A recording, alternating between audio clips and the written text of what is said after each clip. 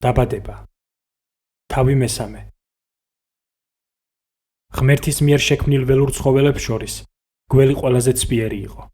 ჰკითხა გველმა ქალს: ნუ თუ მართლა გითხრათ ღმერთმა, ბაღის არც ერთი ხის ნაყოფი არ ჭამოთო. უპასუხა ქალმა: ბაღის ყველა ხის ნაყოფი გვეჭმევა.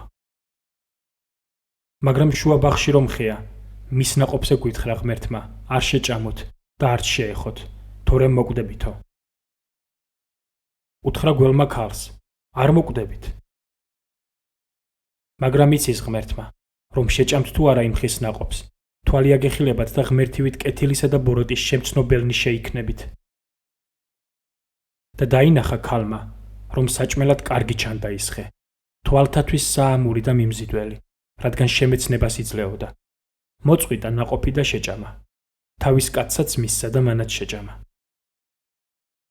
აიხილა ორივეს თვალი და მიხვდნენ, რომ შიშვლები იყვნენ. გადააკერეს ლეღვის ფოთლები და არდაგები გაიკეთეს.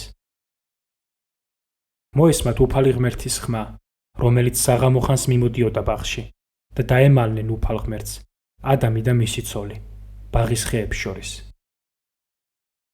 მოუხმო უფალმა ღმერთმა ადამს და უთხრა: სადა ხარ?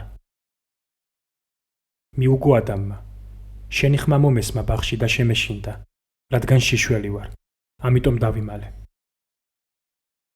ვინ გითხრა, რომ შიშველი ხარ? იმ ხის ნაყოფი ხომ არ შეჭამე, მე რომ აგიკრძალე.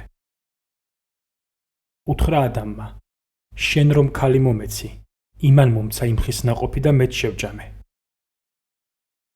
უთხრა უფალმა ღმერთმა ქალს: ეს რა ჩაიდინე? თქვა ქალმა: გველმა მაცდუნა და მეც შევჭამე. უთხრა უფალმა ღმერთმა გველს: რადგან ეს ჩაიდინე, წყეული მციყავ ყველა პირუტყვ შორის, ველის ყველა ცხოველს შორის, მთელი შენი სიცოცხლე მუცლით იხოხებ და მტვერს შეჭამ. ჩამოვაგდებ მტრობას შენსა და ქალს შორის, შენს თესლსა და მის თესლს შორის, ის თავს გიჭეჭყავდეს და შენ ქუსლს უგესლავდე.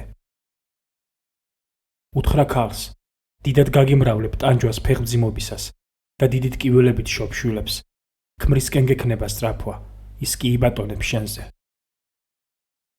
უთხრა ადამს: რადგან ისმინე შენი ცოლის ხმა და ჭამე ხის ნაყოფი, რომელზეც გითხარი რომ არ გეჭამა, წყეული მციყოს მიწა შენს გამო, ტანჯვით ჭამდე მის ნაყოფს, მთელი შენი სიცოცხლე. ეკალსა და ძეთვს აღმოგიცენებს და მინდვრის ბალახს შეჭამ. შენი პირის ოფლით შეჭამ პურს, სანამ მიწას დაუბრუნდები, რომლისგანაც ხარ აღებული, რადგან მტვერი ხარ და მტვერს დაუბრუნდები. და უწოდა ადამმა თავის ცოლს სახელად ევა, რადგან ის გახდა ყოველი ცოცხალის დედა.